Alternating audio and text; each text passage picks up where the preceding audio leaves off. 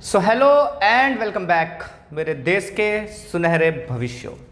Electrostatic potential and capacitance का chapter चल रहा है। ऑलरेडी हमने बहुत सारे वीडियोस देख लिए हैं और एक इंपॉर्टेंट टॉपिक लास्ट वीडियो में डिस्कस किया था, that is potential energy of a dipole in external uniform electric field.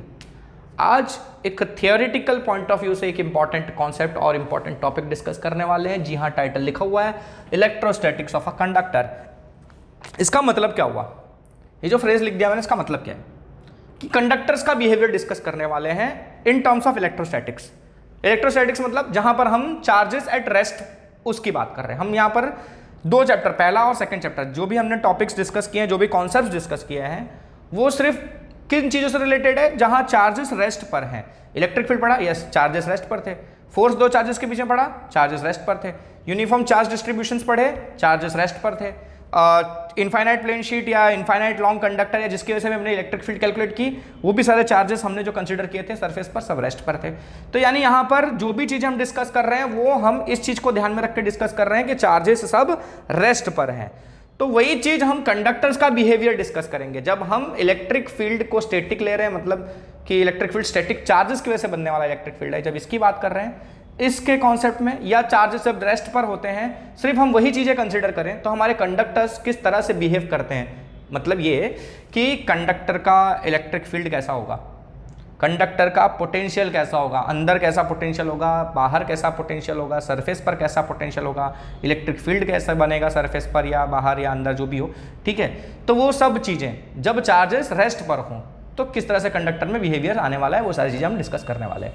तो बातें बंद करके आते हैं टॉपिक पर। पहला पॉइंट जो है हमारा इसका, वो क्या है कि electrostatic field inside a conductor is zero. किसी भी कंडक्टर में, ठीक है, जो इलेक्ट्रोस्टैटिक फील्ड होता है कंडक्टर के अंदर, वो कैसा होता है? जीरो। ये मान लो कंडक्टर ले लिया तुमने, ठीक है, इसके अंदर अगर इलेक्ट्रिक फील्ड फाइंड करोगे तो वो जीरो होगा हमेशा, ठीक है। अब ये कंडक्टर कैसा भी हो सकता है, ठीक है, ये कंडक्टर कैसा भी हो सकता है, चार्ज्ड हो सकता है या न्यूट्रल हो सकता है, ठीक है, या फिर kept in external electrostatic field, ठीक है। एक एक्सटर्नल इलेक्ट्रोस्टैटिक फील्ड में भी ये रखा हुआ हो सकता है। मतलब एक इलेक्ट्रिक फील्ड है यहां पर और उसके अंदर आपने ये कंडक्टर लाकर रखा हुआ है, उस केस में भी इस कंडक्टर के अंदर इलेक्ट्रिक फील्ड जीरो है। कोई इलेक्ट्रिक फील्ड नहीं है, अगर खाली कंडक्टर ही है और वो कंडक्टर कैसे चार्ज, अगर इसको आपने पूरा चार्ज करके रखा हुआ है, चार्ज कैसे करोगे? या तो कुछ चार्जेस उसमें ऐड कर दोगे या तो उसमें से कुछ चार्जेस निकाल लोगे, तो ये चार्ज हो जाता है, ठीक है, होता है ना ऐसे।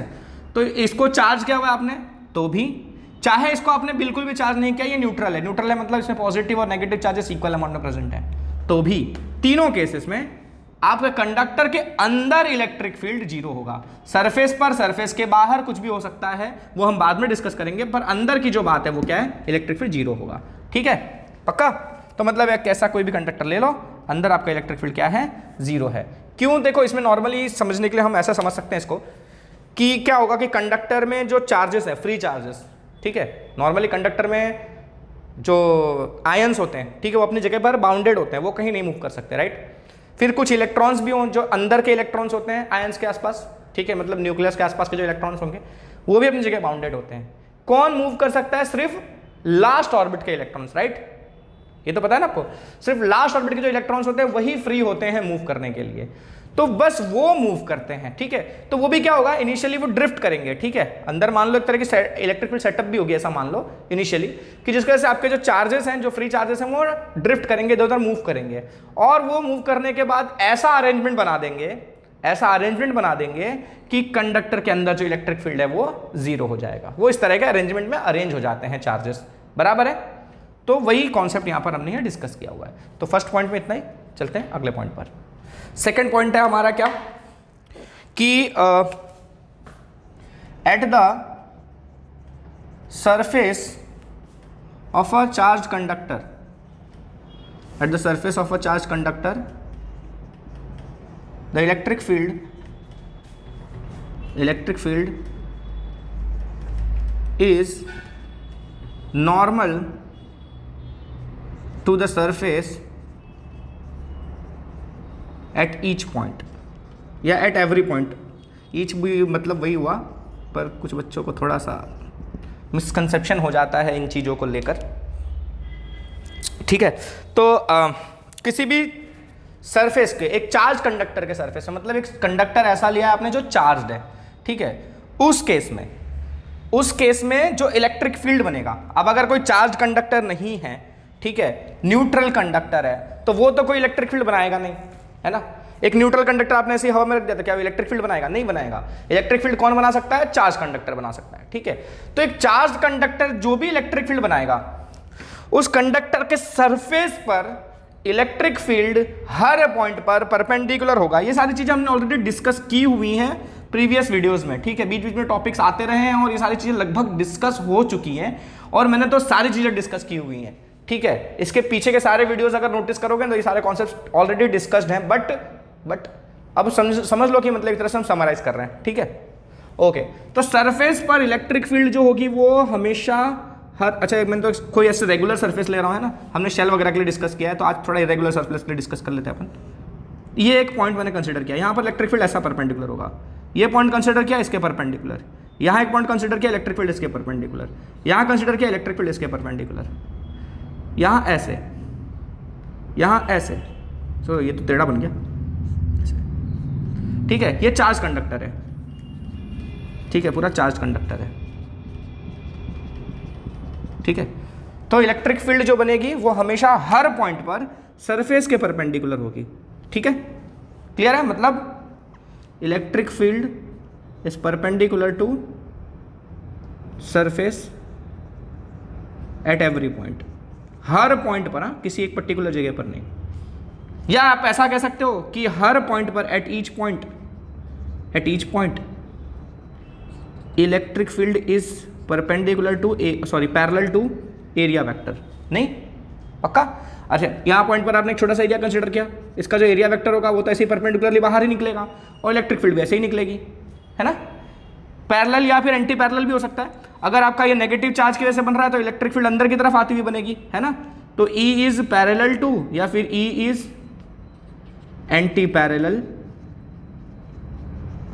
टू एरिया वेक्टर, दोनों चीज लिख सकते हो आप। एरिया वेक्टर के पैरेलल, एरिया वेक्टर क्या, एरिया के नहीं, एरिया के तो परपेंडिकुलर, लेकिन एरिया वेक्टर के डायरेक्शन में। आपको तो पता ही एरिया वेक्टर और एरिया दोनों दूसरे के परपेंडिकुलर होते हैं, है ना। तो उस केस में या तो आप ऐसा कह सकते हो कि electric field is perpendicular to the surface at each point, और we can also say that electric field and area vector are in same direction और electric field and area vector are in opposite direction. These two possibilities are there, right? For positive charge we can consider this one and for negative charge we can consider this one, right? So this is all about the second point. अच्छा, अब ये क्यों होता है वो भी discuss करना पड़ेगा ना, तो इसको भी डिस्कस कर लेते हैं अपन. ठीक है, क्या है इसमें, क्यों ऐसा होगा कि अगर रीजन यहां लिख दूं, reason if E is not perpendicular, अगर परपेंडिकुलर नहीं हुआ तो क्या होगा खुद देखो आप, मैं डायग्राम बना के समझा रहा हूं. अगर मेरा इलेक्ट्रिक फील्ड परपेंडिकुलर नहीं है, सपोज इस केस में मैं मान रहा हूं कि ऐसा है, कुछ एंगल बना रहा है, ठीक है, थीटा एंगल बना रहा है, परपेंडिकुलर नहीं है, तो इस केस में मेरे इस इलेक्ट्रिक फील्ड के दो कंपोनेंट्स बनेंगे, एक परपेंडिकुलर और एक सरफेस के पैरेलल, है ना. हमने ये चीज ऑलरेडी डिस्कस की हुई है ऐसी वाले, ठीक है. तो ये मेरे इलेक्ट्रिक फील्ड का डायरेक्शन है जो कि कुछ एंगल बना रहा है एरिया के साथ, तो उस केस में इस इलेक्ट्रिक फील्ड के दो कंपोनेंट्स बनेंगे, एक पैरेलल बनेगा और एक परपेंडिकुलर बनेगा, मतलब एक नॉर्मल और एक टेंजेंशियल, दो कंपोनेंट्स बनेंगे. अच्छा, तो ये जो टेंजेंशियल कंपोनेंट है इसको मैं ET नाम दे देता हूँ, या ई पैरेलल बोलो जो भी बोलो, टेंजेंशियल कंपोनेंट है. अच्छा, इस वजह से क्या होगा, ये कंडक्टर कैसा है, चार्ज कंडक्टर है, तो यहां पर अगर कोई चार्ज होगा, ठीक है, अगर यहां पर कोई चार्ज आप रख दो, तो उस केस में क्या होगा कि क्योंकि एक टेंजेंशियल कंपोनेंट है इलेक्ट्रिक फील्ड का, तो वो जो चार्ज है वो इलेक्ट्रिक फील्ड की वजह से फोर्स एक्सपीरियंस करेगा, ठीक है, फोर्स एक्सपीरियंस करेगा. तो वो क्या करेगा, या तो इलेक्ट्रिक फील्ड के डायरेक्शन में या तो इलेक्ट्रिक फील्ड के ऑपोजिट डायरेक्शन में मूव करने लग जाएगा. क्या करना समझ में आ रहा है, फिर से समझो. देखो फॉर एग्जाम्पल यहां बनाऊं मैं कि ये मेरा एक सरफेस है, ठीक है, यहाँ पर इलेक्ट्रिक फील्ड ऐसे जा रहा है, ये एक पैरेलल कंपोनेंट और ये वाला परपेंडिकुलर वाला, ये टेंजेंशियल कंपोनेंट, ठीक है. अच्छा, अब अगर यहाँ इस रीजन में कोई चार्ज पड़ता है, ठीक है, चार्ज को इससे दिखा देते हैं अपन, इस रीजन में कोई एक चार्ज पड़ रहा है Q, तो इस चार्ज पर QE वैल्यू का फोर्स लगेगा, लगेगा कि नहीं लगेगा? इलेक्ट्रिक फील्ड का ये कंपोनेंट है। देखो ये नॉर्मल वाला तो उसको मूव नहीं करवा पाएगा, क्यों? बाहर थोड़ी ले जाएगा, है ना? सरफेस पर मूव कर सकता है चार्ज आपका, बाहर थोड़ी जाएगा, है ना? तो इस केस में क्या होगा कि ये जो टेंजेंशियल कंपोनेंट है वो तो इस चार्ज को मूव करवा देगा, या तो इस डायरेक्शन में या तो इस डायरेक्शन में, डिपेंडिंग ऑन द पोलैरिटी। ठीक है, किस तरह की पोलैरिटी है चार्ज की या किस तरह का डायरेक्शन इलेक्ट्रिक फील्ड का सेटअप हो रहा है उस हिसाब से। पर इतना समझ में आ रहा है ना कि टेंजेंशियल कंपोनेंट अपने चार्ज को मूव करवाएगा। ठीक है, देन टेंजेंशियल, तो अच्छा वो भी लिख लो, इलेक्ट्रिक फील्ड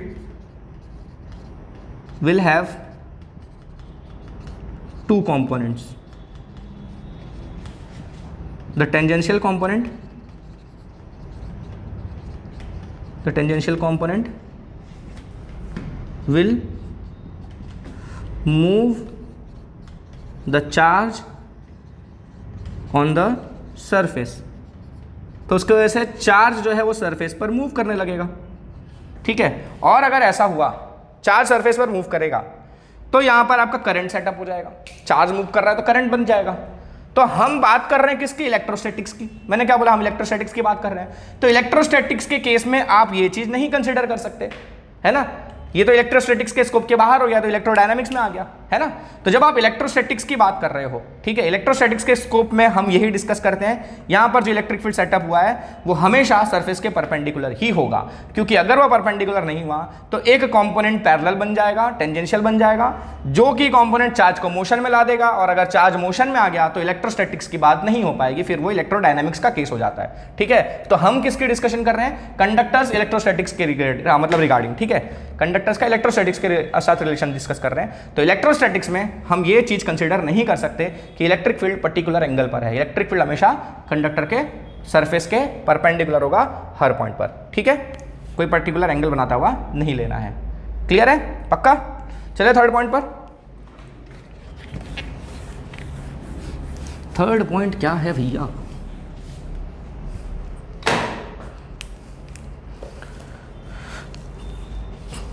थर्ड पॉइंट है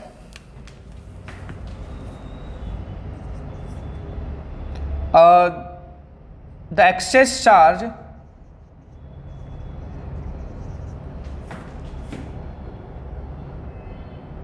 in the interior of conductor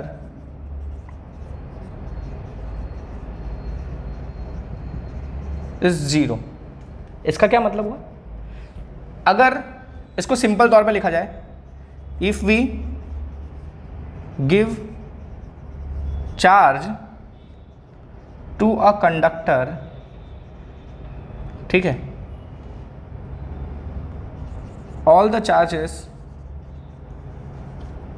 charges will reside only on its surface and will not enter the bulk। मतलब ये कंडक्टर है, अगर आप इसको चार्ज करने की कोशिश करो, ठीक है, अगर आप इसको चार्ज करने की कोशिश करो, आप जब इस पर चार्ज डिपॉजिट करने लगो, ठीक है, तो वो सारे चार्जेस सिर्फ सरफेस पर ही डिपॉजिट होंगे, अंदर कोई चार्ज नहीं जाने वाला। समझ में आया?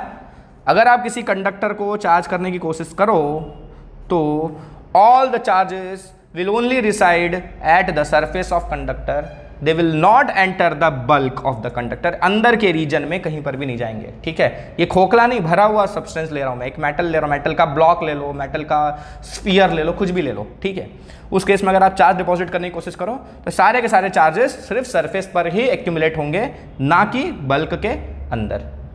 क्यों? इसका भी रीजन डिस्कस करना पड़ेगा।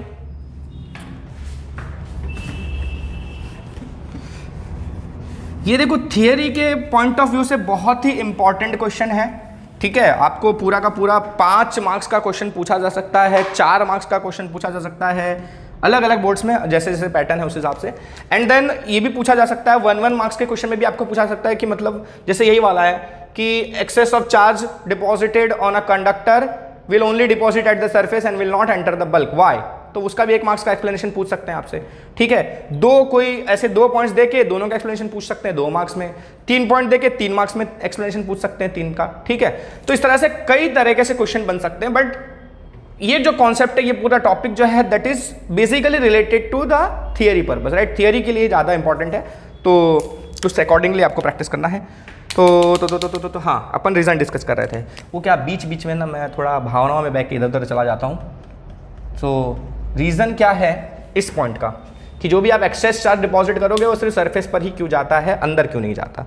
तो यार सिंपल सी बात है, तुमको ये तो पता है ना कि अंदर इलेक्ट्रिक फील्ड कितना होता है, 0 होता है, ठीक है। तो रीज़न पहले तो अपन ये लिखेंगे, electric field inside a conductor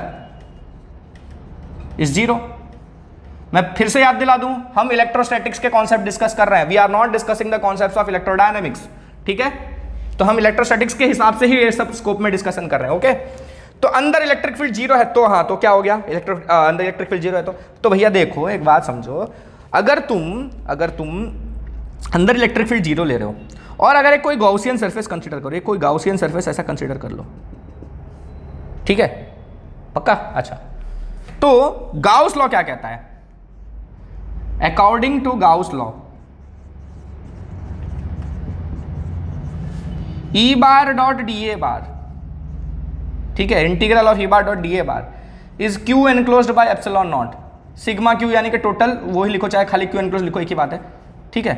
तो ई डॉट डी ए का पूरा integration is equal to Q enclose. अच्छा, इस पूरे को इंटीग्रेट करके हम ई इंटू ए भी तो लिखते हैं, है ना। अब ये तो बताना नहीं पड़ेगा ना कि ई डॉट डी ए का क्या हुआ और क्या नहीं हुआ, ये सब पुराने वीडियोस में ऑलरेडी डिस्कस्ड है, ठीक है। तो E A is q enclose upon epsilon naught, okay, this is good as far as we know about Gauss law. Gauss law says this, okay.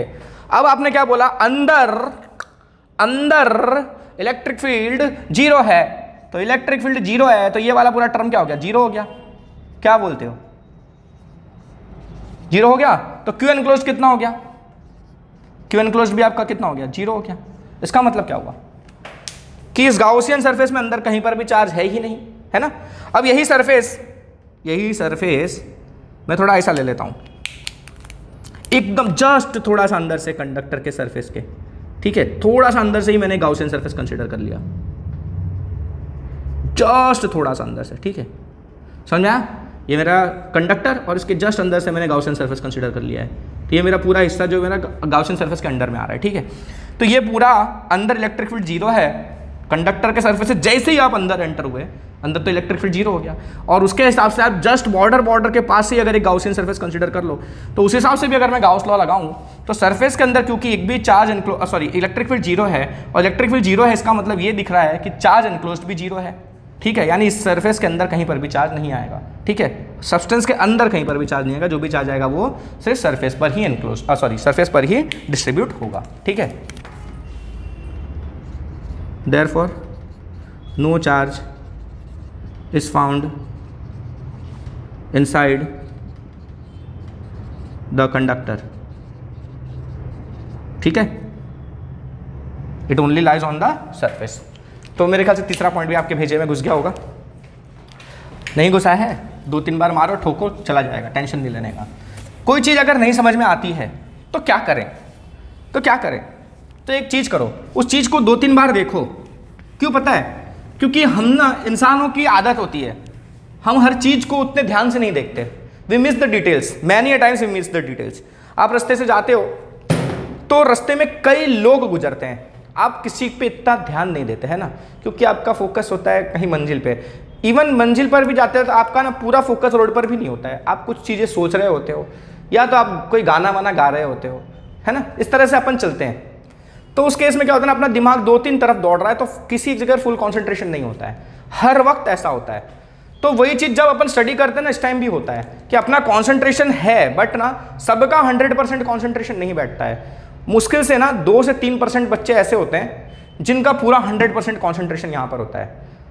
कुछ बच्चों का 90%, कुछ का 70%, कुछ का 80%, कुछ का तो 90-80% गायब रहता है, 10% ही रहता है। तो उस केस में क्या होता है ना कि हमसे ना डिटेल्स मिस हो जाते हैं। तो अगर आपने एक बार चीज़ देखी, कुछ चीज़ नहीं समझ में आई तो वापस से देखो, ठीक है, आप अगली बार कई नई डिटेल्स को वापस ऑब्जर्व कर पाओगे। फिर नहीं समझ आई फिर से देखो, 2-3 बार देखोगे तो आप सारे डिटेल्स जरूर कैचअप करोगे, क्लियर होगा। और अगर फिर भी नहीं समझ में आया तो वो फिर मेरी गलती है, मेरा फेलियर है, ठीक है। फिर आपको कमेंट में बोल देना चाहिए कि आपको समझाना नहीं आ रहा है, ठीक है। तो फिर I will try to improve, right. तो चौथा पॉइंट है electrostatic potential is constant throughout the volume of conductor and is equal to its value at the surface। इसका क्या मतलब हुआ? बहुत लंबा लंबा स्टेटमेंट लिख देते हो। मतलब कौनो एक तो कंडक्टर आप ले लिए हो, कौनो एक तो कंडक्टर आप ले लिए हो, ठीक है। अच्छा, अब इसके पूरे वॉल्यूम में कोई भी पॉइंट उठा लो, A B C D E, ये डी थोड़ा खराब है ऐसा, ठीक है, और खराब हो गया कोई बात नहीं। तो इनमें से कोई भी पॉइंट आप उठा लो, हर जगह जो पोटेंशियल होगा, यहाँ वी ए है, यहाँ वी बी है, यहाँ वी सी है, यहाँ वी डी है, यहाँ वी ई है, ये सारे के सारे एक के बराबर हैं बेचारे, ठीक है। V A, V B, V C, V D, V E सब सेम होगा। किसी भी पॉइंट का पोटेंशियल इनसाइड द बल्क, ठीक है, कंडक्टर के अंदर किसी भी पॉइंट को उठा लो, हर पॉइंट पर पोटेंशियल जो होगा वो सेम होगा। पोटेंशियल जीरो नहीं होगा, इलेक्ट्रिक फील्ड जीरो है, पोटेंशियल जीरो नहीं होगा, क्लियर है। तो हर पॉइंट पर पोटेंशियल इक्वल है और इन सबकी जो वैल्यू होगी ना वो किसके बराबर होगी पता है? जो पोटेंशियल सरफेस पर बन रहा है। तो सरफेस पर आप कोई पॉइंट ले लो, ठीक है, सपोज ये we J, V K, V L, ठीक है, कोई भी पॉइंट उठा लो, तो उनका भी पोटेंशियल सबका सेम ही है, V J, V K, V L, और ये सब सब सब आपस में इक्वल है, V A, V B, V C, V D, V J, V A, V K, जो भी हो सब सेम है, ठीक है। कहने का मतलब ये है। तो वही लिखा, electrostatic potential is constant through out the volume. पूरे वॉल्यूम में कांस्टेंट है, मतलब वॉल्यूम में कोई भी पॉइंट उठा लो, उस पॉइंट पर पोटेंशियल सेम मिलेगा आपको। और वही लिखा है and is equal to its value at the surface. और इन सबकी वैल्यू किसके बराबर होगी? जो सरफेस पर पोटेंशियल है, ठीक है। पोटेंशियल अंदर भी हर पॉइंट पर सेम है, सरफेस पर भी हर पॉइंट पर सेम है, और जितना अंदर पॉइंट पर है पोटेंशियल उतना ही सरफेस पर भी पोटेंशियल है। मतलब थ्रू आउट यार, कहीं भी, बस आपको सरफेस के बाहर नहीं जाना है, ठीक है। सरफेस के बाहर मत जाओ, सरफेस के अंदर रहो या सरफेस पे रहो, ठीक है। इस मटेरियल के सरफेस पे रहो या उसके अंदर आ जाओ, यहाँ पर कहीं वॉल्यूम में आ जाओ, हर जगह पोटेंशियल सेम है। बस इससे बाहर निकलोगे तो पोटेंशियल अलग हो सकता है। क्लियर है? जा रही है बात बेचे में? अच्छा, अब इसका क्या रीजन है ये भी डिस्कस कर लेते हैं भाई, करना तो पड़ेगा। ओके, तो कैसे? तो फिर से वही बात करते हैं भाई, अंदर इलेक्ट्रिक फील्ड कितना है? जीरो है। अच्छा, ये पूरा लिखो, इनसाइड वॉल्यूम, वॉल्यूम के अंदर इलेक्ट्रिक फील्ड कितना है? जीरो है। थोड़ी देर पहले से डिस्कस करते आ रहे हैं। अच्छा, तो अंदर इलेक्ट्रिक फील्ड जीरो है। इसका क्या मतलब हुआ कि अंदर अगर इलेक्ट्रिक फील्ड जीरो है तो अगर आप कोई चार्ज एक पॉइंट से दूसरे चार्ज पॉइंट तक मूव करना चाहते हो, एक चार्ज एक पॉइंट से दूसरे पॉइंट तक मूव करना चाहते हो, तो आपको कोई अपोज नहीं करने वाला है, कोई नहीं रोकने वाला है, ठीक है। आप अपनी मर्जी के राजा हो। तो कोई इलेक्ट्रिक फील्ड नहीं है, इसलिए कोई अपोजिशन नहीं मिलने वाला, और कोई अपोजिशन नहीं मिलने वाला, इसलिए आपको यहां से यहां तक मूव करने के लिए कोई वर्क नहीं करना पड़ेगा। ये भी चीज हमने डिस्कस की हुई है, right.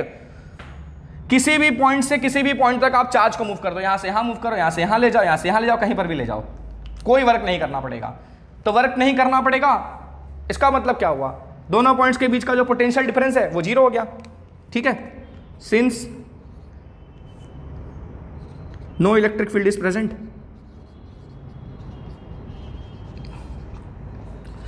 No work is required to be done to move a charge between any two points। कोई भी दो पॉइंट उठा लो, किसी भी पॉइंट के चार्ज को मूव करवा दो, कोई तकलीफ नहीं है, कोई वर्क नहीं करना पड़ेगा, ठीक है। तो हम इसके हिसाब से कह सकते हैं कि डेल्टा वी जीरो है हमारा। भाई पोटेंशियल डिफरेंस तभी तो बनता है अगर यूनिट पॉजिटिव चार्ज को एक पॉइंट से दूसरे पॉइंट तक मूव करो, यूनिट पॉजिटिव चार्ज को एक पॉइंट से दूसरे पॉइंट तक मूव करो, तो जो वर्क डन होता है वही उन दोनों पॉइंट्स के बीच का पोटेंशियल डिफरेंस कहलाता है ना। और इस केस में आपको कोई वर्क ही नहीं करना पड़ रहा है, तो पोटेंशियल डिफरेंस क्या होगा? तंबूरा, है ना। वर्क करोगे तो पोटेंशियल डिफरेंस बनेगा, वर्क कर ही नहीं रहे तो पोटेंशियल डिफरेंस कितना होगा? जीरो होगा। तो पोटेंशियल डिफरेंस जीरो है, इसका मतलब क्या हुआ? डेल्टा भी जीरो है, मतलब डिफरेंस जीरो है। डिफरेंस जीरो है मतलब वी इज कॉन्स्टेंट। क्या बोले? सही बोले ना। तो इतना तो पता चलेगा कि अंदर हर जगह पर कॉन्स्टेंट होगा, ठीक है। अच्छा, सरफेस पर भी यही होगा, सरफेस पर भी ऐसे ही होगा, ठीक है। सरफेस पर भी क्या होगा, हर पॉइंट पर इलेक्ट्रिक फील्ड जो है वो कैसा है, इसको भी समझा दूं। हर पॉइंट पर इलेक्ट्रिक फील्ड क्या है, नॉर्मल है सरफेस के, है ना। तो टेंजेंशियल कंपोनेंट होगा ही नहीं, है ना। तो इस डायरेक्शन में अगर आपको मूव करना है चार्ज को, यहाँ कोई इलेक्ट्रिक फील्ड नहीं है, सरफेस पर मूव करने के लिए कोई इलेक्ट्रिक फील्ड नहीं लग रही है। हमने थोड़ा पहले डिस्कस किया ना, टेंजेंशियल कंपोनेंट होता ही नहीं है, क्योंकि अगर क्रॉस में लेंगे तो टेंजेंशियल कंपोनेंट आता है, और वो तो वैलिड ही नहीं काउंट किया हमने इलेक्ट्रोस्टैटिक्स के हिसाब से, है ना। तो हमारे हिसाब से जो इलेक्ट्रोस्टैटिक्स कहता है उस हिसाब से इलेक्ट्रिक फील्ड जो है वो हर जगह सरफेस के परपेंडिकुलर है, और सरफेस के परपेंडिकुलर मतलब इस डायरेक्शन में इलेक्ट्रिक फील्ड नहीं है। तो इस डायरेक्शन में अगर आपको चार्ज किसी भी दो पॉइंट्स के बीच में मूव करवाना है, कहीं पर भी मूव करवाना है, तो कोई वर्क नहीं करना पड़ेगा, है ना। तो देखो यहाँ से यहाँ मेरे को चार्ज मूव करना है, चार्ज को मूव करना है, ठीक है। No work to be done, है ना। तो फिर से डेल्टा वी क्या हो गया आपका, जीरो हो गया, है ना। तो डेल्टा वी जीरो हो गया मतलब वी क्या हो गया, कांस्टेंट हो गया, ठीक है। तो सरफेस पर भी हर पॉइंट पर पोटेंशियल कांस्टेंट होगा। क्लियर है इतना, पक्का।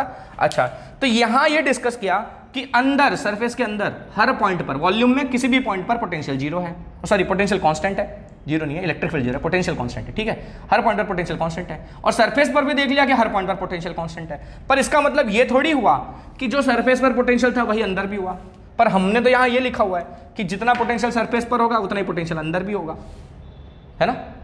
ये सारे इक्वल होंगे, ये अंदर वाले भी सारे इक्वल होंगे, लेकिन अंदर वाले सारे बाहर वाले के बराबर भी होंगे, सरफेस वाले के बराबर भी होंगे, बाहर नहीं सरफेस वाले के बराबर भी होंगे। ये भी चीज लिखी है हमने यहाँ पर। तो अंदर सारे इक्वल ले लिए, सरफेस पर सारे इक्वल ले लिए। अब अंदर जितना है उतना ही सरफेस पर भी है, ये कैसे पता चलेगा? तो ये चीज मैंने ऑलरेडी डिस्कस की हुई है पीछे के वीडियो में, ठीक है। जिसने शुरुआत से सारे वीडियोस देखे हैं उसे ये ऑलरेडी पता होगा, और जिसे नहीं पता है उसे बता देता हूं भाई, ठीक है। क्या है, कुछ बच्चे जिन्होंने देखा अभी भूल गए होंगे, आई नो दिस। अच्छा, वो चीज़ लिखी ना आपने, वो मिटाना नहीं है, मैंने मिटा दिया। आपको फिर से अगर नहीं लिखा तो बैक करके जाके लिखो, फटाक से लिखो, ठीक है। लिख लो लिख लो लिख लो। मैं रुकूँ? नहीं यार, मैं क्यों रुकूँ? तुम तो पॉज करके देख सकते हो ना, कौन सा प्रॉब्लम है, लाइव थोड़ी चल रहे हैं हम, है ना। अच्छा, तो अब बात आती है कि सरफेस पर जो था वही अंदर भी है, ऐसा क्यों? तो फिर से वही सरफेस कंसीडर कर लेते हैं थोड़ा। देखो भैया, ये जो चार्ज स्फीयर है भैया, देखो मेरी बात मानो मोदी जी, सरफेस पर जो है इलेक्ट्रिक फील्ड, सॉरी ये चार्ज ऑब्जेक्ट है, अंदर इलेक्ट्रिक फील्ड जीरो होता है। भाइयों बहनों ध्यान दो, तो देखो अंदर इलेक्ट्रिक फील्ड जीरो है, चार्ज है, बाहर इलेक्ट्रिक फील्ड की वैल्यू कुछ हो सकती है, राइट। अच्छा, अब पोटेंशियल डिफरेंस का डेफिनेशन बात करेंगे अपन। पोटेंशियल डिफरेंस का डेफिनेशन देखेंगे, क्या होता है? वर्क डन, है work done to move up unit positive charge from one point to another point, है ना।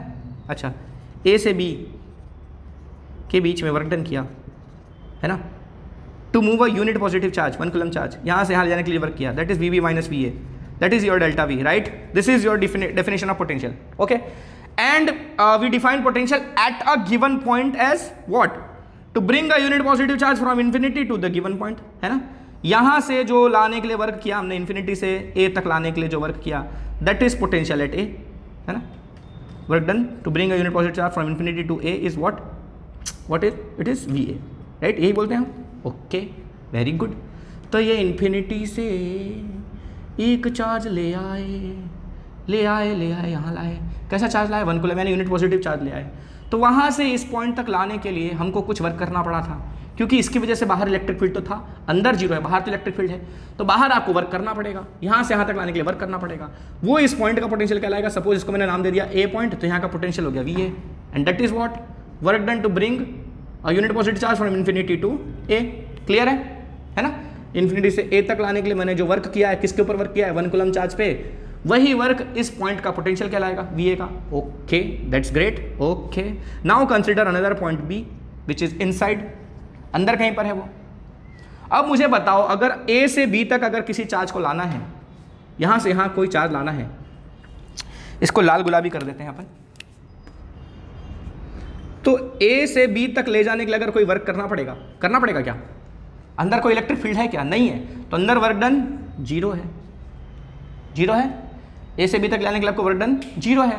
इसका मतलब यही समझ में आ गया कि ए और बी के बीच का पोटेंशियल डिफरेंस 0 है। इतने से भी क्लियर हो गया। ये मैंने क्यों लिखा है मैं बाद में बताता हूँ, ठीक है। ये चीज़ तो है, अभी इसके साथ भी डिस्कस करूंगा, पर फिलहाल यहाँ पर एक आंसर तो ऐसे ही मिल गया अपन को कि इस रीजन में V B minus V A कितना होगा, 0 होगा। क्यों 0 होगा? अच्छा, तो V B minus V A क्या होगा अपना? Work done to move a unit positive charge from infinity नहीं, फ्रॉम ए टू बी, ठीक है। Work done to move a unit positive charge from A to B, यानी कि 1 coulomb charge, bracket में लिख दो। 1 कूलम चार्ज को ए से बी तक ले जाने के लिए जितना वर्क करना पड़ेगा वही मेरा बी और ए के बीच का पोटेंशियल डिफरेंस कहलाएगा। बट इस केस में वर्क डन 0 है, क्योंकि ई 0 है, इसलिए work done to take a charge from A to B is 0, राइट। तो ये 0 हो गया। इसका मतलब क्या हुआ आपका? V B minus V A, V B minus V A क्या हो गया? 0 हो गया। ये 0 हो गया ना, तो V B minus V A की वैल्यू तो थी है, वो 0 हो गई, तो आपका वी बी और वी ए सेम हो गया। यानी जितना सरफेस पर पोटेंशियल था उतना यहाँ पर भी पोटेंशियल होगा। ऐसे ही हर पॉइंट के लिए अपन ले सकते हैं। क्या बोलते हो, सही है? लिख सकते हो ना ये चीज़? अपने ओन वर्ड्स में लिख लोगे, ठीक है, पक्का? तो अच्छा, नहीं लिख सकते तो जो नहीं लिख सकते उनके लिए लिखवा दूँ। Since E field inside the conductor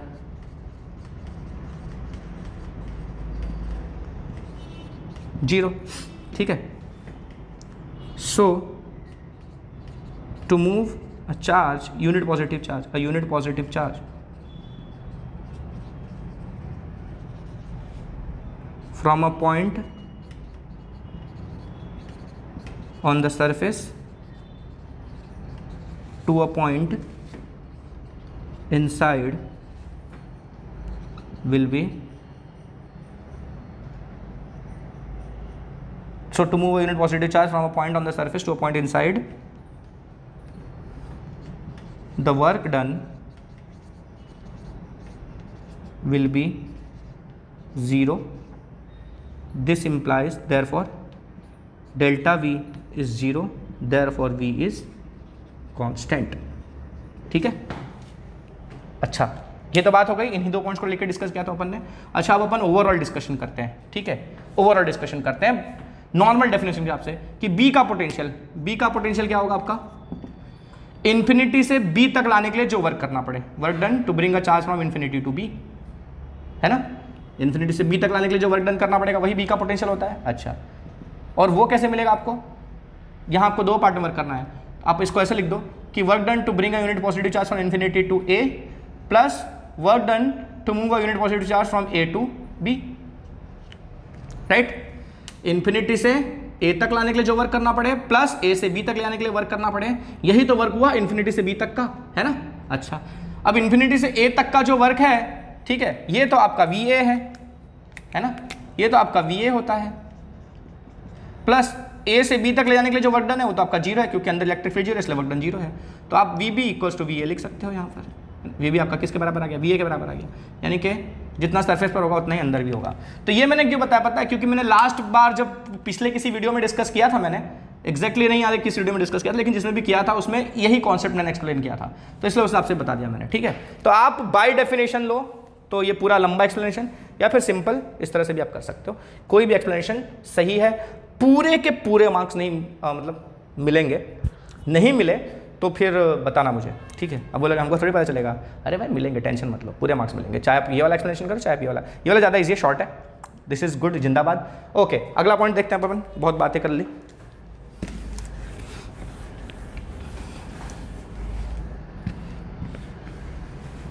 एकदम कॉन्सेप्ट क्लियर हो जाना चाहिए। कोई रात को उठा के पूछे 3 बजे, ठीक है, तो ये मत सोचना आत्मा ये डर गए, नहीं नहीं नहीं नहीं, आपको आंसर तो देना है, तुरंत देना है।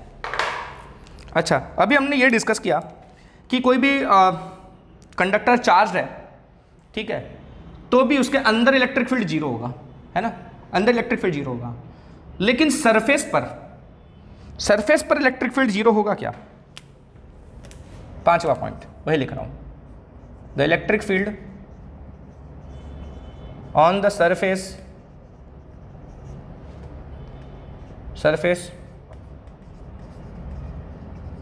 of a charged conductor is what? The electric field on the surface of a charged conductor is given by given by E equals to sigma by epsilon naught, ठीक है, सिग्मा बाय एप्सिलॉन नॉट। ये तो हो गया scalar form में, और अगर vector form में लिखना हो तो E bar is sigma by epsilon naught, electric field vector होता है ना, साथ में एक यूनिट वेक्टर लगा देंगे अपन, तो चाहिए लिखो एक ही बात है। अच्छा, तो ये क्या बात हो गई, मतलब सरफेस पर इलेक्ट्रिक फील्ड जीरो नहीं होता, अंदर भले इलेक्ट्रिक फील्ड जीरो हो, सरफेस पर तो होता है, हमने डिस्कस भी तो किया था, सरफेस पर कैसा होता है, परपेंडिकुलर है ना, परपेंडिकुलर होता है। चार्ज होगा तो इंपॉर्टेंट है, चार्ज अगर कंडक्टर है तो, अनचार्ज होगा तब नहीं, ठीक है, चार्ज के लिए है ये। तो चार्ज पर अपन ने पढ़ा कि इलेक्ट्रिक फील्ड जो होता है वो परपेंडिकुलर होता है हर जगह सरफेस के, है ना, तो वो कितना होता है उसका मैग्नीट्यूड ये रहा, सिग्मा बाय एप्सिलॉन से मिलता है। अच्छा, इसका डेरिवेशन करेंगे अपन, ठीक है। आपको इसका क्वेश्चन ऐसे भी पूछा जा सकता है, कैसे पूछ सकते पता है, obtain the value of electric field on the surface of a charged conductor having surface charge density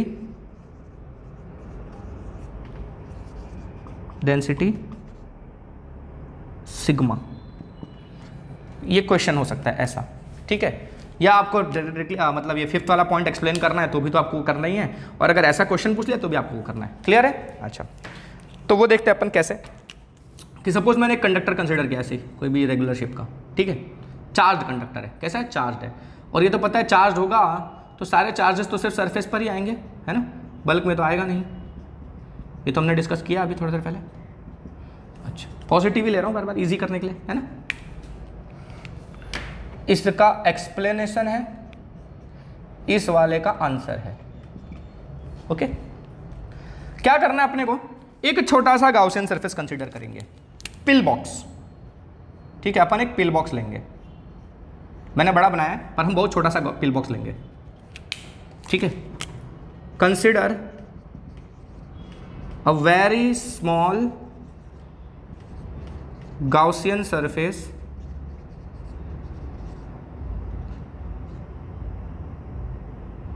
which is a pill box. Pill box समझते हो ना, गोली का डिब्बा, दवाई खाने वाली डिब्बी नहीं आती तो बड़ी होती है, पर वैसे ही शेप का एक बहुत ही छोटा सा हिस्सा अपन ने कंसीडर किया है, ठीक है, बहुत स्मॉल। अच्छा, इसका जो एरिया ऑफ क्रॉस सेक्शन है इसको अपन ने डीएस बोल दिया, टेक्स्ट बुक के हिसाब से करा रहा हूँ, अपन डीए भी लिख सकते हैं, कोई प्रॉब्लम नहीं है, ठीक है, छोटा सा एरिया है इसका, ठीक है, cross sectional area, cross sectional area of pill box या गाउसियन सरफेस जो बोलो, हमारा पिल बॉक्स ही गाउसियन सरफेस है ना। Let its cross sectional area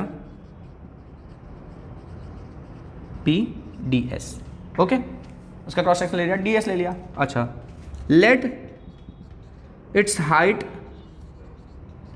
B negligibly small, height भी बहुत कम है, निग्लिजिबली स्मॉल, ठीक है, ये हाइट भी ना के बराबर ही है, तो बहुत छोटा सा सरफेस कंसीडर, बहुत छोटा सा अपन ने पिल बॉक्स लिया, बहुत छोटा सा गाउसियन सरफेस लिया हुआ है। क्लियर है? ओके, तो इसलिए उसका एरिया जो है वो भी बहुत कम है, surface cross sectional area, curved वाला नहीं, क्रॉस सेक्शनल एरिया, ठीक है, टॉप बॉटम का, और साथ ही साथ उसका हाइट भी बहुत कम है। ओके, अप्लाइंग गाउस लॉ, क्यों कंसीडर किया गाउसियन लॉ, क्योंकि अपन गाउस लॉ लगाने वाले हैं, ठीक है, यहाँ वाला मिटा देता हूँ, है ना।